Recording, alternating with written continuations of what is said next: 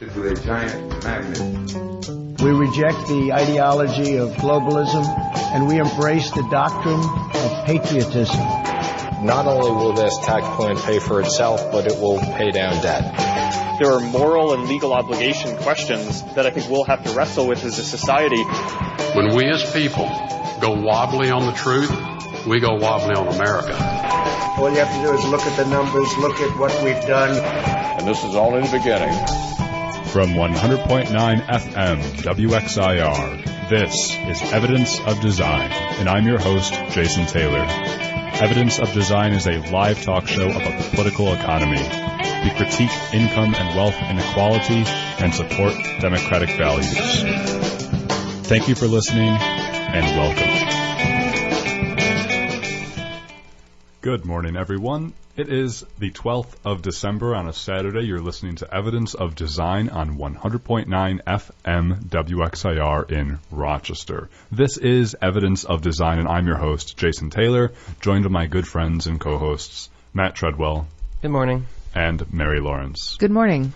On this show, we primarily critique income and wealth inequality, support democratic values, and social justice. There is no shortage of information in the news today that points to a lot of problems with economic inequality. Those things are somewhat more buried. Matt, I know you and I were in conversation this week about an article on NPR that talked about how America's inequality is different than Europe's inequality, and how over the past 40 or 50 years in America, the top income and wealth, so the top income earners and wealth holders, let's say the 1%, have basically become twice as wealthy as those in Europe.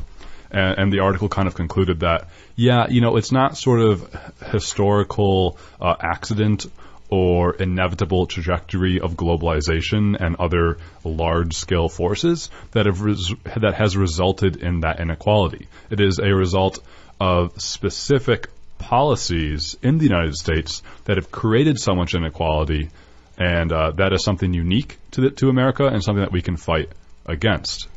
And so I think, our thesis has been vindicated. Yeah, if it's we can pack it in. If it's on NPR, we're done, right? Evidence of Design, we pioneered this conversation now. But it's nice to see articles like that because, again, why we have this show is because that stuff isn't talked about all that much. And we talk, about half of our episodes are probably on inequality, and the other half deal with other things that expressly relate to why we have so much inequality. We critique politics a lot, particularly the politics of the right, and that's because right-leaning politics tends to create more economic inequality. And that's been proven again and again by many scholars and articles and so on and so forth. And so today we'll be critiquing some things of right-leaning politics, but we also critique the left as well. To somewhat of a lesser extent. And it's going to be a fun show today, I think. We will be talking in the first half of our show about a movie that's in theaters right now, and it's called Knives Out. We'll be talking about Knives Out, not just that it's a fun movie, but also there is, I think, really brilliant political commentary in that movie, and we'll be talking about that and how it interacts and overlays and intersects with our political moments right now. And the second half of the hour, we will be updating on where we're at with impeachment. This is, again, the fourth impeachment process in American history. This is very important. I remember growing up and hearing about, the impeachment of Bill Clinton, which I lived through but don't remember, and of course hearing about Nixon, and you don't really hear much about Andrew Johnson in the 1860s, but, we're living through the fourth impeachment in American history. This is very important. There's been a lot of important things in the Trump presidency. This impeachment thing is historic, and it deserves coverage. And also, we'll be talking about that local law in Monroe County that Cheryl Donalfo, the outgoing county executive, signed into law this Monday, and it's called the Prohibited Harassment of a Police Officer, Peace Officer, or First Responder in Monroe County, and that is basically a new local law that criminalizes anything that intentionally, quotes, annoys, alarms, or threatens the personal safety of an officer. So that was met with widespread protest and condemnation and criticism. Including from the RPD. Right, including even from police unions and police chiefs in Monroe County. And this is to say nothing of the criticism around the country as well, because this thing's been tried in other places and sort of shot down as unconstitutional. So we'll be talking about that, especially in context of the Cable Act that the Monroe County GOP tried to squeeze through, and we covered 2 weeks ago in our last show too. So a lot of things to get into today. We love to have your participation on this show. We're talking about politics. Politics is all about having people to bring their voices to the table, and we need and want you to do that. Your voice matters, and you can share your voice and let everyone know how much it matters at 585-219-8889. Again, that's 585-219-8889. There's other ways to participate too without just giving us a buzz. That's also with an email at radioeod@gmail.com. And we're on Facebook and Twitter at Radio EOD. So a lot of ways to participate. Stay tuned. We'll be right back after a short break to jump into the movie Knives Out. We'll be talking about that. Spoilers ahead, so be warned if you do want to see Knives Out and don't want things spoiled. Come back around 11:30 and we perhaps will be done with that conversation then. So, Matt, ready to take it away? Ready. Let's do it. That was nobody. Nothing played. All right. Welcome back to Evidence of Design. That was you monologuing. Local radio, folks. 100.9 FM WXIR in Rochester. We're trained professionals. And so let's go ahead and talk about Knives Out. It is a movie that's in theaters right now. It came out maybe a week or two ago. It's directed by Ryan Johnson. He most notably perhaps did, what was that Star Wars? The most recent Star Wars movie? The Last Jedi. He also directed Looper and Brick. So he's been around mid-2000s. I'm surprised he has a limited portfolio. I don't know much about movies or directors, to be honest, but it seemed to me that he's got a fairly limited portfolio, and he directed like a Star Wars film, so that's quite interesting. But he's directed Knives Out. It's in theaters now. I really loved it. So I just saw it last night for the second time. I was so shocked when I went to see it with you, Matt, a week or so ago. I was kind of going into it as just like, cool, let's go see a movie, and I didn't really know what else I was going to get into. But I was really delighted to hear and see that, there's a lot of political commentary on it, and I think it's really brilliant. And so let's talk about some of that political commentary today. So again, spoilers ahead. If you are going to see Knives Out, you might want to tune out until this conversation ends around 11:30. If you don't care, stay along for the ride. So Matt, can you help set the context here and give a brief overview? I know we can't get into everything, but a brief synopsis of what Knives Out is about, what happens, and sort of why we're talking about it with the political context. Sure. So the film sort of opens with what seems to be the tail end of an investigation into the recent demise of one Harlan Thrombey, who was a wealthy mystery novelist who recently just passed on his 85th birthday, played by the venerable Christopher Plummer. Venerable indeed. At the outset of the film, we first, I believe, are presented with some images of his nurse, Marta, who is played by Ana de Armas, and I apologize if I'm pronouncing that incorrectly. Yeah. We see some images of her in her home with her sister and her mother, and it seems fairly clear that they're not like living in squalor, but they're obviously not well off. And this is contrasted with Marta going to Thrombey's house, which is this, grandiose, ornate mansion on an estate. On an estate, yes, with security cameras and golden elephants. Were they gold? I don't even remember. Oh, man. It's been a week. But anyway, all those details aside, so it opens with interviews with family members who are present at Harlan Thrombey's birthday, the night he died, and it sort of flips between their sort of recollections of the evening, and we already see in the beginning, even though the characters who are being interviewed do not reveal it to the characters who are interviewing them, that they are lying about some of the about how some of the events of the evening played out. We see primarily Jamie Lee Curtis as Linda Drysdale, Harlan's eldest daughter, Don Johnson as her husband, and Michael Shannon as Walter Thrombey give differing accounts of who was most closest to Harlan. There's this repeating scene of Harlan blowing out the candles on his birthday, and it's always one of them standing right next to him. Anyway, moving sort of ahead, what's really interesting, I think, for this movie as a whodunit is that we essentially know what has already happened to Harlan, maybe as early as a quarter or a third of the way through the film, and that is that supposedly Marta accidentally poisoned him by giving him 100 milligrams of morphine and not having the naloxone, the antidote, right on hand. And in response to this, because of to protect Marta's family, specifically her mother, who is an undocumented migrant in the film, Harlan Thrombey kills himself and gives Marta very specific instructions in order to make it seem as though it was impossible for her to have committed the deed. I think it might be important to note, too, that he was actually prescribed morphine in this case, too. It was an accident where she was giving him 2 medications, mixed up the bottles.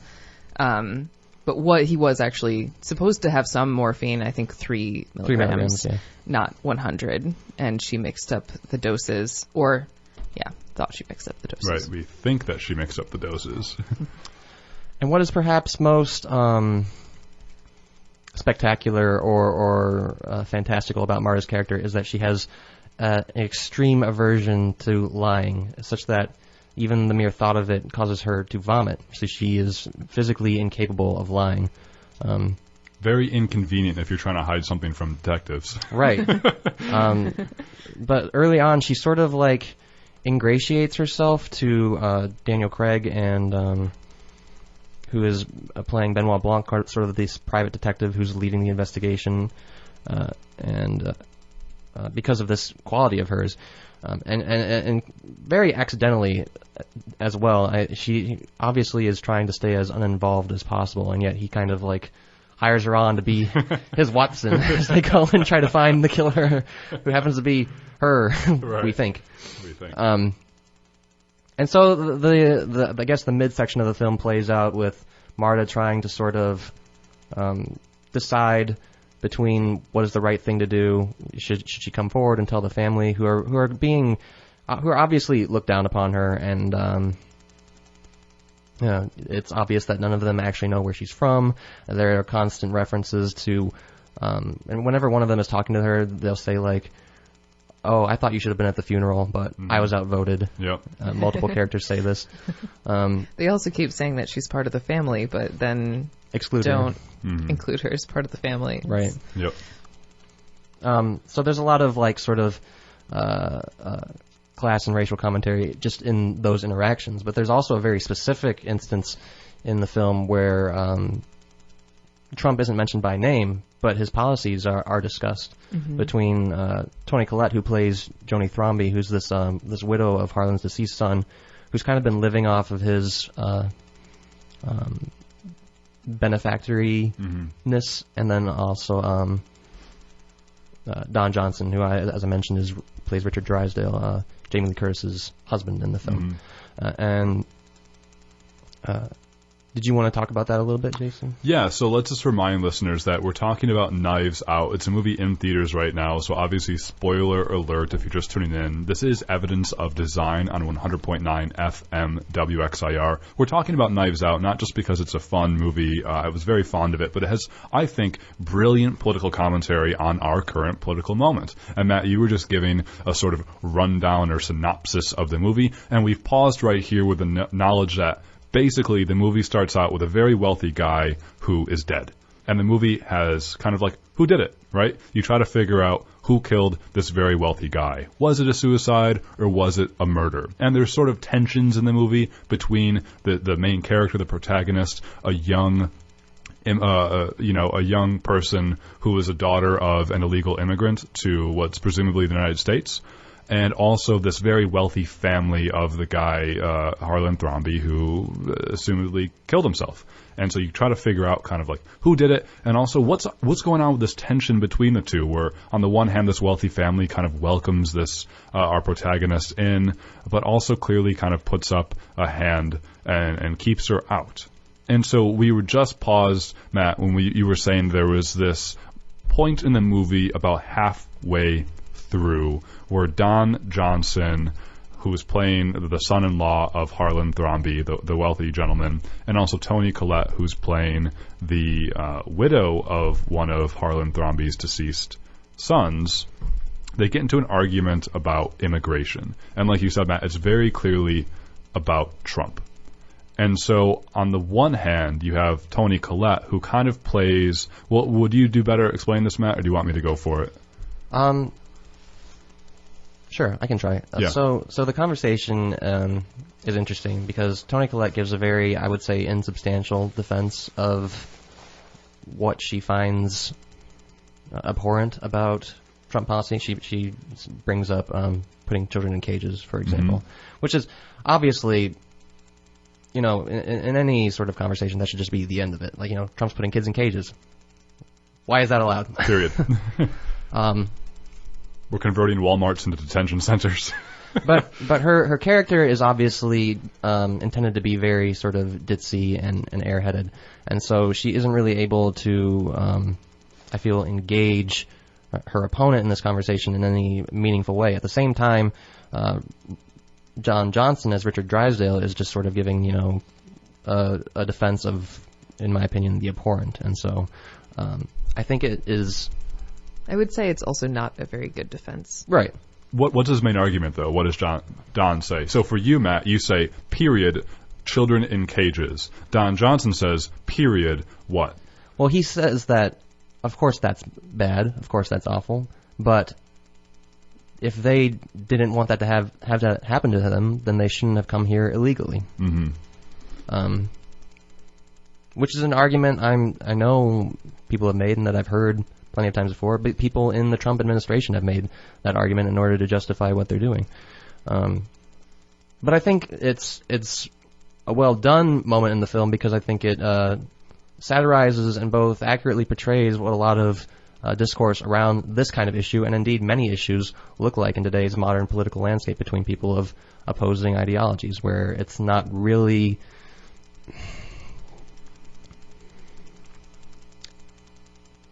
It's not as well thought out, or it's just not done in a way that is sincere, I guess.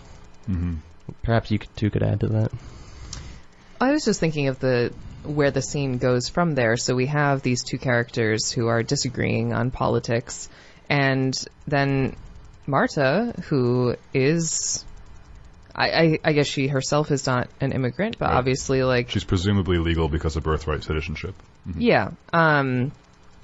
So she's brought into this conversation. So there's the two people who, don't really have any stakes personally in what's going on and are disagreeing just on policy. And then Don Johnson's character calls over to Marta and says, "Hey, come here." "Oh, is Marta here? Come here. Yeah, tell us what you think." Come tell us what you think," which I can say is a very, very uncomfortable experience. And he's like, "Well, you came here legally. You did it the right way." And, as viewers, we know that that's not even true. And then one little detail that I find really interesting is that you see this shot from below and he hands her his dirty plate as he's saying this, you came here legally, we appreciate you, you're part of the family, and then is but here's my dirty plate because that's what your role is. And it's just so so well done, that little detail. Mm-hmm. Yeah, Matt, I know you and I have talked about this a little bit, and I don't necessarily completely agree with you. I don't know if I disagree with you. You seem to be critiquing the type of discourse that was happening in that scene, where like you have this one side who's saying like it's wrong to lock children in cages, then you have this other side that's saying it's wrong to come into a country illegally, you know. And I think that you're right in that the discourse is kind of there, and there's more things that we could be talking about. And it's really hard to get to those more things to talk about. Like, the questions that I have is, like, what does it mean to be an immigrant? What does it mean to have citizenship? You know, but you never get to those types of questions because fundamentally that's what you're arguing about is, like, what does it mean to be a human being living in a nation state that's created after the 100 Years War or whatever, you know, 30 Years War in 1670 or whatever, you know, stuff like that. Well, I think the appeal of that scene to me and sort of perhaps maybe where you're disagreeing with me are on at least with Toni Collette's character is that the satirization of people on the left who take these positions of like, oh well, it's awful to put kids in cages. But I think what is particularly damning about Toni Collette's character is that we know that she doesn't really care about these issues, and that she one of her first scenes in the film is when she is introduced to Daniel Craig's character, Benoit Blanc, and she says something like, I read a tweet about an Instagram post about a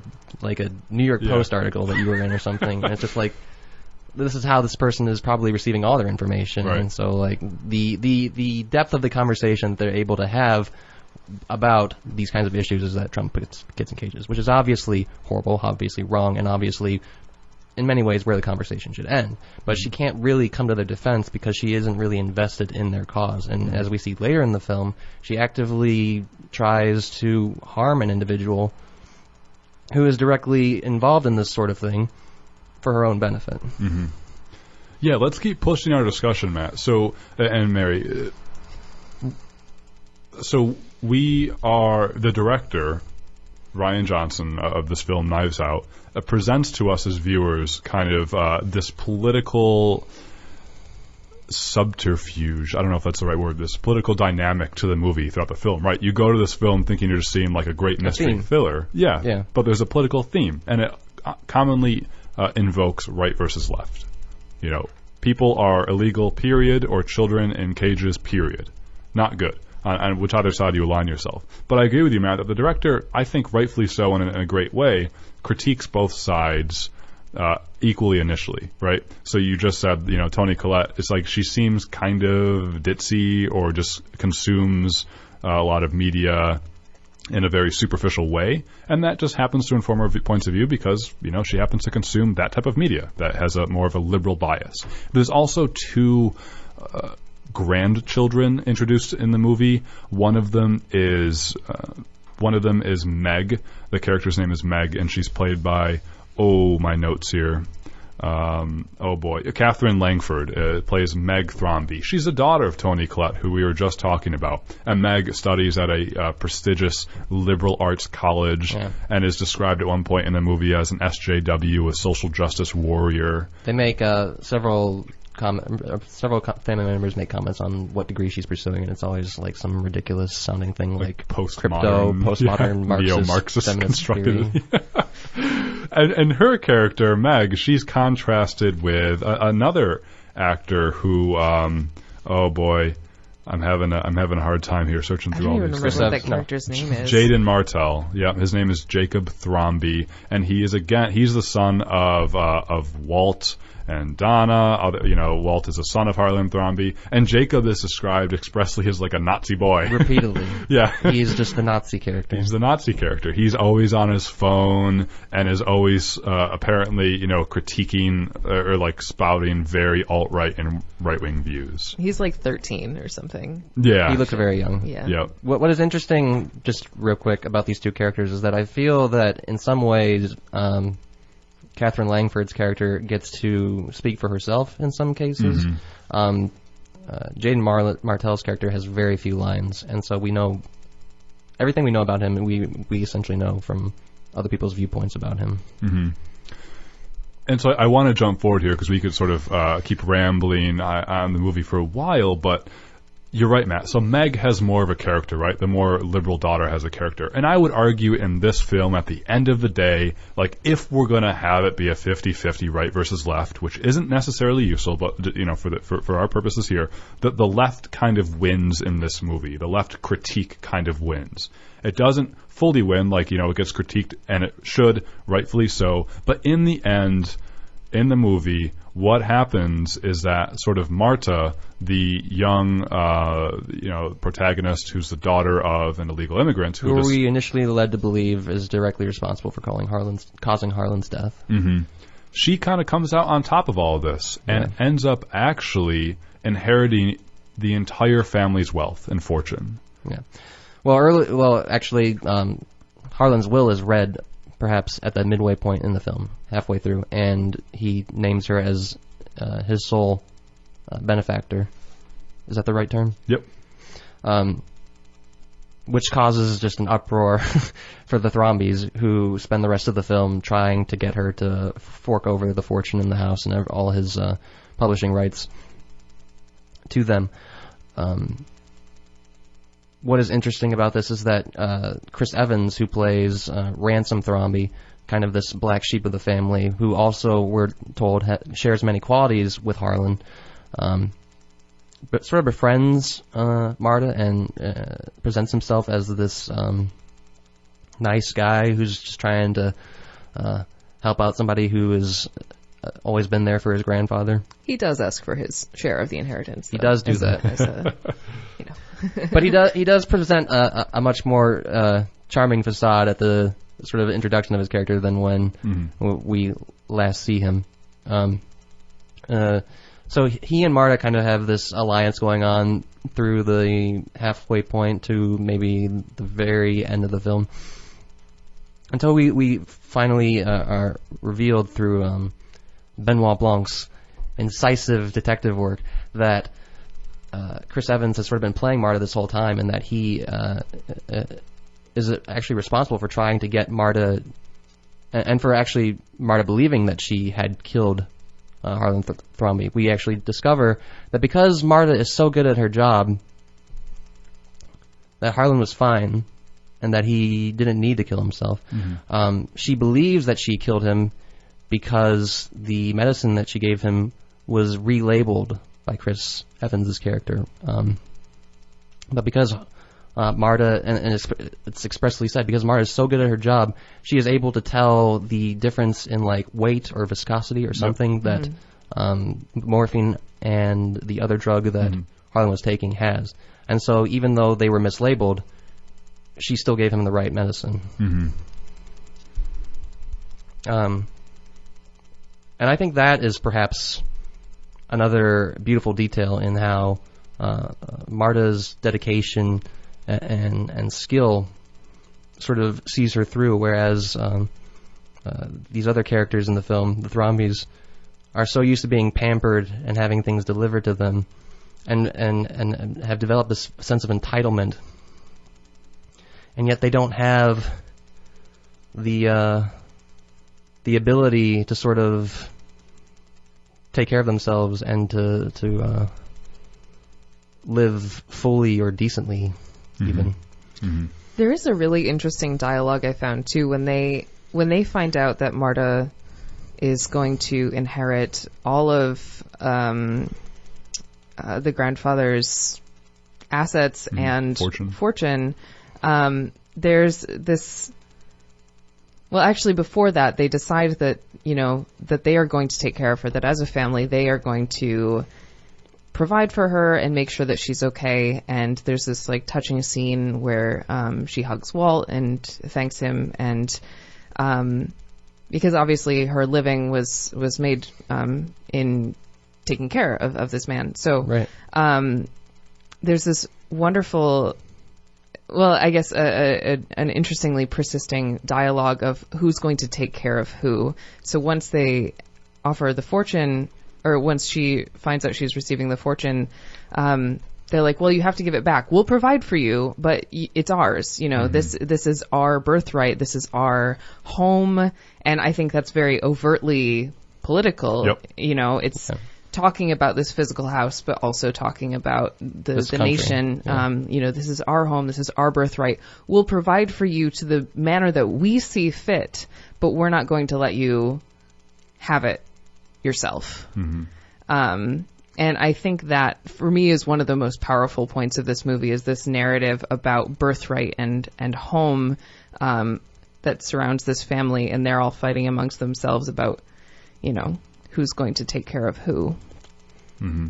Mary, that's great. Yeah. Let's finish our conversation of Knives Out on that point, and we should remind listeners again that this is Evidence of Design on 100.9 FM WXIR in Rochester. We're still talking about Knives Out, so spoiler alert in here. We'll done soon if you don't want to get spoiled, so tune back in. But Mary, you just left off on a phenomenal point from the movie too. I think is the most important for me. And yeah, there's a huge theme in the movie, but it's like that is like, who owns what and why, and should they deserve it, right? So you have the Thrombey family, the wealthy white people who the only person who arguably owns and deserves his wealth is the grandfather.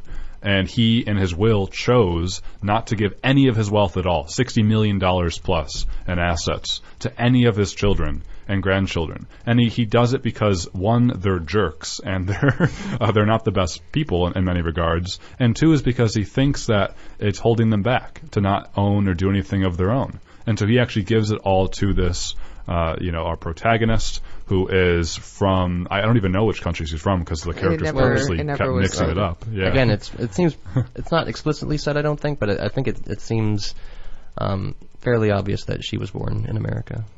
Yeah, but like her family's from South America. Her mom's an illegal immigrant, but she's birthright citizenship.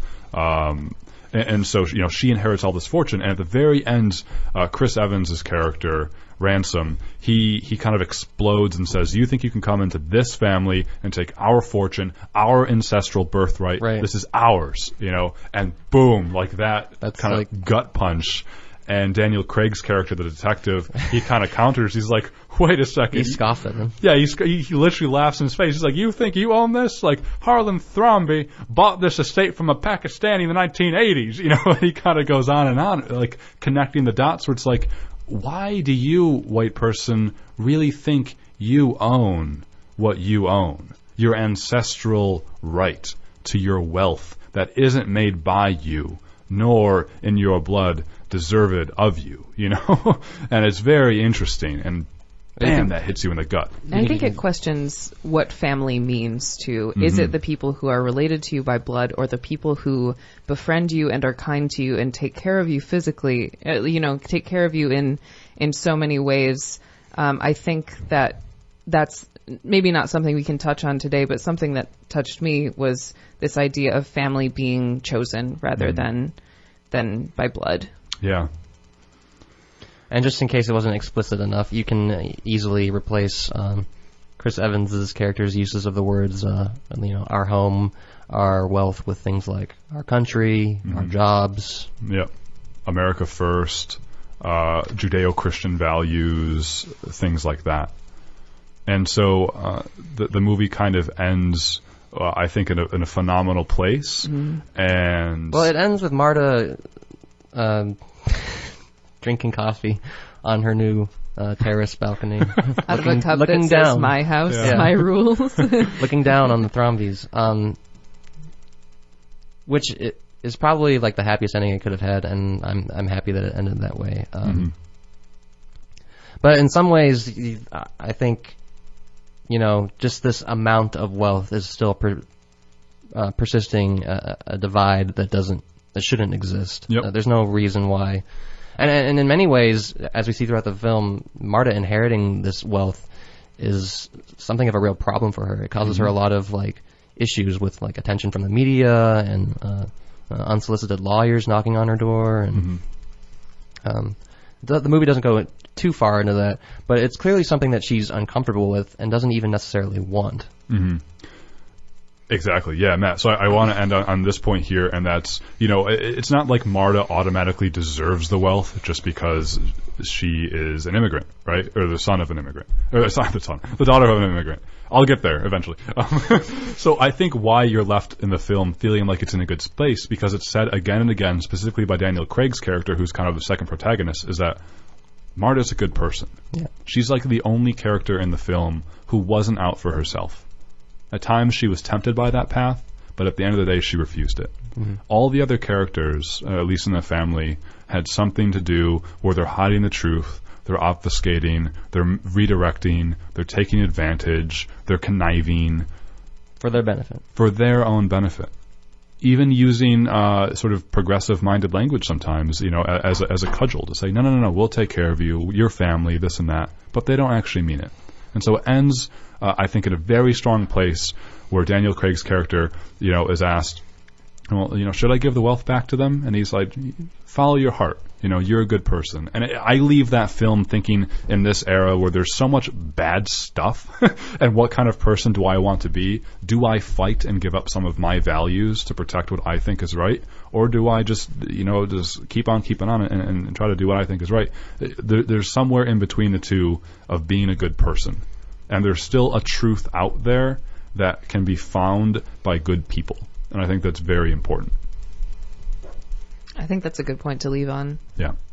So let's take a short break here on Evidence of Design, and we'll be right back. We have a little less than 20 minutes to get into a little more than 20 minutes to get into the two huge topics, impeachment right now, and also the local law passed by outgoing County Executive Cheryl Donalfo that isn't popular among any group of people that have well, no, it does have some support, but I think rightfully so is very waning support, and we'll talk about why that's important in terms of police harassment and things of that nature. So stay tuned. We'll be right back on 100.9 FM WXIR. Let's hope the music works this time. Matt, take it away. And that was Atlas by Battles. And this is Evidence of Design on 100.9 FM WXIR. Listeners, as a reminder, 585-219-8889. Become a participant, 585-219-8889. Give us a call. It's live radio for you on the 12th of December. It's a Saturday. And we're not spoiling any more movies this episode. No, spoilers over. I wish we could have a spoiler for impeachment, but we're not there. So we'll jump into impeachment now. We just talked about the movie Knives Out. Doesn't end like you thought it would. Yeah, I'm trying to be optimistic. So, we just talked about Knives Out, directed by Rian Johnson. It's in theaters now. I really enjoyed the movie. Great mystery thriller, and also great political themes in it. So let's now talk about impeachment. On our last episode 2 weeks ago, we talked about the House Intelligence Committee and all of the hearings that they had, talking to all of their witnesses and the things that were kind of found from, of course, President Trump's effort to get Ukraine to investigate Joe Biden on the case of corruption. And so, of course, Trump is trying to I think it's clearly shown. Give me a call, 585-219-8889 if you disagree with me. I think it's clearly shown that Donald Trump abused his presidential power for personal political gain by trying to get a foreign government to interfere in our domestic political election. That is a big deal. And I can't, because this is radio, bold, underline, capitalize, and italicize what I'm saying without shouting. That doesn't make for good radio. That's a big deal, right? So foreign interference in domestic political election by the President of the United States is a big deal. So the House Intelligence Committee has drafted up over a 300-page report from all of the hearings it held, and it now sent it to the House Judiciary Committee with all of the evidence and kind of on grounds that are recommending that the House impeach Donald Trump to fulfill its constitutional duty to check the executive branch when it overreaches its power, high crimes and misdemeanors, or bribery, or anything that threatens the constitutional and democratic order of the United States of America. So the House Judiciary Committee, led by Jerry Nadler, a Democrat, right now is going through several hearings, and this past week they heard from a few folks, including 4 different legal scholars who studied the Constitution and many of them practice law, and they came to testify for, I think, 9 hours. I listened to 2 of those 9 hours. It was very fascinating, but 9-hour testimony about kind of the constitutional grounds for impeachment. When is it okay to impeach someone constitutionally? 3 of the legal scholars, they were called by Democrats to testify. They all said that what Donald Trump did was unequivocally impeachable. He must be impeached for this. If he's not impeached, what can you impeach someone for? The other constitutional scholar, he was called by Republicans. He didn't disagree that what Donald Trump did was impeachable. He sort of didn't go either way. His argument was, we have to wait for more people to come testify. We have to have a longer process to figure out really if he's impeachable. The problem with his argument, as what was brought up, was that Donald Trump's administration is preventing the people who need to testify from doing so. And so that's part of the impeachment process, is Trump's obstruction of justice. That's part of the impeachable offense. Right, and part of the impeachable offense. So, I can hear what this other legal scholar is saying, where it's like, we got to wait to hear from other witnesses. We would like to. We would love to, right. We've issued the subpoenas already. The issue is the Trump administration's not letting people testify. And they're trying to get it to go through the courts just to make it more drawn out and to make it so that testimony is not given before the next election. Exactly. And so, anytime that scholar was trying to go down that path, saying, like, look, an issue here is that while we need more time, Trump isn't letting people testify, Republicans immediately shot him down and this and that, because they have their own narrative to share. But I want to share one quote on this from one of the legal scholars who testified. He's law professor Michael Gerhardt. This was him speaking to NPR, I believe, on Wednesday. And here's a quote from Michael Gerhardt that I think really sums up the issue with this whole impeachment thing right now, the crux of the matter.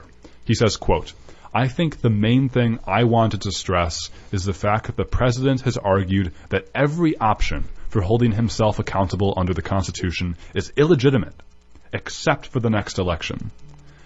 And then the problem with that, though, is that he says, and then the problem is the misconduct here has to do with his efforts to rig a next election. And I think that is a really serious concern. Keep in mind, he has called for Russia to help him in the 2016 election. He's called for China and Ukraine to help him in the next election. And so there's a real possibility that if nothing is here to check him, that this kind of misconduct will happen again. And I think that is a great way. That was Michael Gerhardt, again, one of the law professors who testified this week to the House Judiciary Committee. That was him speaking to NPR. I think that is a great way to summarize things. We're like, look, the Republicans and the Trump's defense, they're all saying, we're not held accountable to anything. The executive branch can do whatever you want. Trump's lawyer has literally said Donald Trump could go on Fifth Avenue and shoot someone, and you literally could not prosecute him because he's president. And that's insane. We should all think that's insane. That's not democratic. That's not American. That's not constitutional. And so this law professor is saying that, if Trump keeps arguing that the only way he can be held accountable is for us as voters to wait for 2020, the issue with that is that he's trying to rig 2020. And so, I sort of will end my kind of diatribe-ish there. But, man, this is very important that we as people and voters and citizens pay attention to impeachment. I know we're kind of drowned out and fatigued and bored and, God, traumatized from our politics recently, but this is important. And literally the future of democracy in the United States is at stake here. I truly, fervently believe that. If nothing else, I am glad that we've gotten to the point of impeachment. I know that one of the sort of arguments in the impeachment proceedings currently is that things are, quote unquote, moving too fast. And I think that's ridiculous personally. It's been 3 years that I'm surprised that it took so long to find something. But I think that, it's time. Mm-hmm. One of the arguments that I've been reading recently for continuing this process, despite the fact that it remains unlikely that the Senate will vote to remove Donald Trump from the office, is that it will at least put those politicians who defended him on record as having done so. And it's not as easy to dismiss a vote as it is some quote from a magazine from an interview years ago. And I think there is real value in forcing people to take a stand. Mm-hmm. Boy, this process, though, really goes beyond politics. And this is why we cued Knives Out in this episode, not by accident or flair, but, like, Matt, it goes back to when we were talking about that discussion that, again, we're not spoiling things here anymore, but two characters in the movie were having an argument in Knives Out. One was sort of on the side of you could say pro-immigration. You know, it's not okay to lock children in cages. And another was on the side of it's not okay for immigrants to come here illegally, period. Right. This debate and conversation that we're having now with impeachment needs to and does transcend that. This impeachment thing, as hard as the Republicans are trying to phrase it as a partisan attack job, is not that. We have to get beyond that. We need to get beyond that. This is so important that if you think that this is a partisan attempt, this is silly. And you have to do what the character in the movie, Marta, the protagonist, was kind of rewarded, of being a good person with a clear head and working with a detective who wanted to follow the truth. And that's what we need to do here. And it's very sad to listen to the Republicans on the committee who are saying there was a very noteworthy moment from the 9-hour testimony from these 4 law professors to the House Judiciary Committee this week, where one of the Republican House members said, now, all right, I want you all, raise your hand, you 4, if you voted for Donald Trump. And then none of them raised their hands, and they immediately, one person immediately countered back. She's like, I don't think that's appropriate for me to share who I cast my constitutional right to cast a ballot for. Like, you don't need to hear that. And he's like, I just want to see a show of hands who cast a vote here for Donald Trump, because it seems like none of you like him, And it's like, whoa, man, like that's very sad, That's very dangerous. It's very dangerous. Why is that appropriate, actually? It's not. Jerry Nadler put a stop to it, and the law professors, being intelligent people, they said, by the way, us not raising our hand does not signal it either way. Because they didn't want it to be proven that, like, just because they didn't raise their hand means they didn't vote for Trump. It was like, we're abstaining from this process. And Jerry Nadler put a stop to that, as he should as chair of the committee. Yeah. But it's just not okay. And that happens all the time. And that's the Republicans' defense right now, because that's all they have, is because... you just don't like him. You're just upset about how the election turned out in 2016. Yeah. Or saying that the whistleblower is partisan. It doesn't even matter with the whistleblower, who the whistleblower is at this point, because everything's been confirmed and corroborated. So it's like with the actions. It's just funny because, like, Trump isn't even, like, a Republican. He's like an oligarch. It's not. Yeah. It's a different category. Well, that's my point, Mary, is that we are not, like, we're so stuck in sort of that 50-50 bipolar idea. Like, this isn't even, Trump. Right. Trump isn't a Republican. Trump's not a Republican, The Republican Party is not Trump, but Trump's not a Republican is how it stood for. And what Trump fundamentally is he's a dictator. He wants to be an authoritarian dictator, an oligarch. And that's very scary. It's anti-American. Kleptocrat. It's, it's unconstitutional. And I firmly believe that democracy, civil rights, freedoms in America won't be here longer if we keep going down this path. Our lifetime, sooner. Like, we'll first lose all of that before climate change kills us. And it's very race. Yeah, it's quite sad. And I don't mean to be like so dramatic here, but we need to be engaged here, and we need to be very clear what the dangers are to our democracy and our freedoms. We won't have grassroots radio like this anymore if we don't have freedom of press and things like that. And that will very easily go away if we get to a point where it's like, you simply cannot critique the person who's in my tribal camp, because that means you're inherently against him. I have nothing against Donald Trump as, like, a human being. I have everything against Donald Trump for what he does with his actions as a human being, right? So who I cast my ballot for, it doesn't mean I'm 100% against Donald Trump. I'm against his actions, and he's responsible for his actions. So me having a beef with Trump doesn't make me biased against Trump. I'm using my brain power to say that I don't like what this human being is doing with his actions, and he should be held accountable for them, right? There's a difference there. You can critique things without having a bias against them. And you can critique things while having authority and objectivity to do so. And you can stand up for them. You don't need to be a right-leaning Republican to have the authority and objectivity to critique Donald Trump. That's what the Republicans are trying to do, and that's not how logic works. I mean, even if even if there were like right-leaning Republicans involved in this process who were criticizing Trump, I think they would also be cast out and demonized. So it's not really has nothing to do with what people's leanings are. It's all in self-service in favor of themselves. Mm-hmm. Right. So we'll see where impeachment goes. I think we can leave that there, perhaps. And this is very important stuff that's going on. So, try to stay in tuned. I would recommend. And just be very wary. Don't do the Toni Collette thing and say, I read a tweet about an article on here. Try to what you can is get engaged and read that article. Use your critical thinking skills and really figure out like what's going on here. Is that right or not? Should we allow foreign governments to interfere in our domestic elections? I don't think that's a good thing. I don't know what other people think, but 585-219-8889. We should finish up our last few moments here on 100.9 FM WXIR. You're listening to Evidence of Design by going local now. Zooming in to local politics.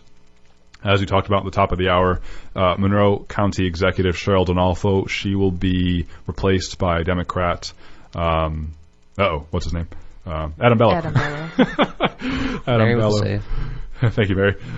She'll be replaced by Adam Bello come the new year. And County Executive Cheryl Donalfo signed in a controversial local law called Prohibited Harassment of a Police Officer, Peace Officer, or First Responder in Monroe County. That's a mouthful. It is. And that mouthful, what it does is it criminalizes action that intentionally, quote, annoys, alarms, or threatens the personal safety of an officer. And the punishment for that is up to a year in jail or a $5,000 fine or both. So anything that you do that would annoy, alarm, or threaten the personal safety of a police officer. For one thing, I thought it was already illegal to threaten a police officer, or in general, anybody. Well, like harassment is illegal, but I think this goes, takes a step further. Mm-hmm. Yeah, so that's right. So police unions have come out in Monroe County, and the police chief and police unions have said that they won't enforce this law, which is, I think, phenomenal by the police departments, especially because their job is to enforce the law. So to hear them this say, one, no, yeah, I don't know if that's legal or not, but I think that's a great point. Where it's like we're not okay with this, And so even the police have come out and said they don't want to enforce this law, and the reason for that, Mary, is they've countered and said exactly what you're saying, where like it's already illegal to threaten police officers. Yeah, I think they also note that in. I read the letter that was sent out. And at the very end, it's like, just so you are aware, as a reminder, it is already under this other law, statutes illegal.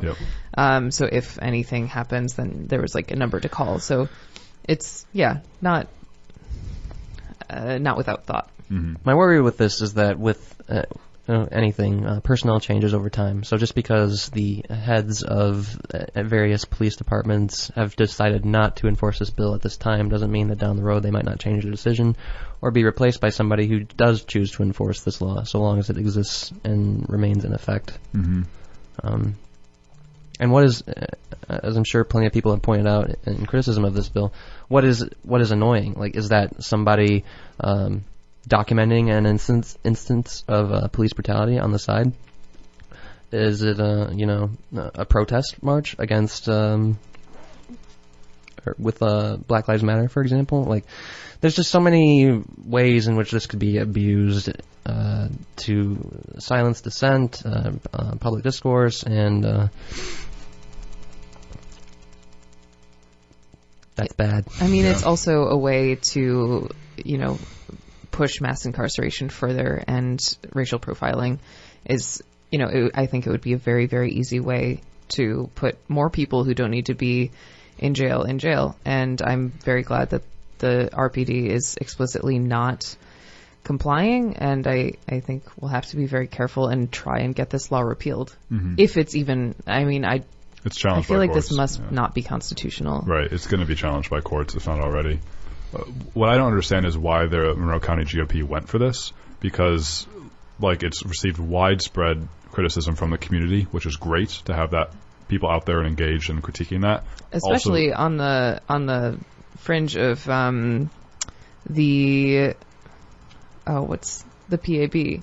Yeah, Police Accountability Board. Mm-hmm. Just after that was approved to have this sort of as an appeal to the police department and then have them deny it. This is just coming off the heels of the Cable Act, so... Yep. Oh, yeah. Exactly. It's like they lost 2 seats in the county executive position, and they're just going...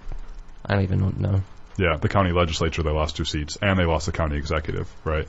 Yeah, it's very confusing. Just scrambling for power or something. Like, what are they doing? You know, even the police don't support this. I don't know if the police are behind it to begin with in a backdoor thing, and they're not against, or not with it, or what. But like, who was their constituency for this? Like white suburban, like I don't understand. You know, people who don't interact with police anyways. If you're like in the suburbs and white in general, you know, so it's just very confusing what their game plan is to just do very weird, shocking, and unpopular things all of a sudden. At least transparently, because I think that the GOP does that a lot all the time anyway. It's just not transparently, so at least it's kind of out in the open. This bill is about transparency. Yeah, the Cable Act is about transparency. We're so transparent that we don't have any other adjectives to describe what we're doing besides transparency. Very confusing. So I don't know. You know, I'm glad that sort of reaction's out there, and yeah, I hope that we keep sort of fighting against things like this and questioning like where's the stuff coming from? Who is your constituency here? So that's about all the time that we have, though. We hope that we contributed positively to the discourse in America right now on Evidence of Design in 100.9 FM WXIR in Rochester. We talked about Knives Out, full of spoilers. The movie's out in theaters now. A great mystery thriller movie, and also, I think, great political commentary. Very incisive, very special, phenomenal, I would say. I think we all enjoyed it, yeah. Yeah, very good. And so we sort of talked about Knives Out in the first half, and then we talked about impeachment going on. Please stay tuned. I would recommend staying tuned to impeachment.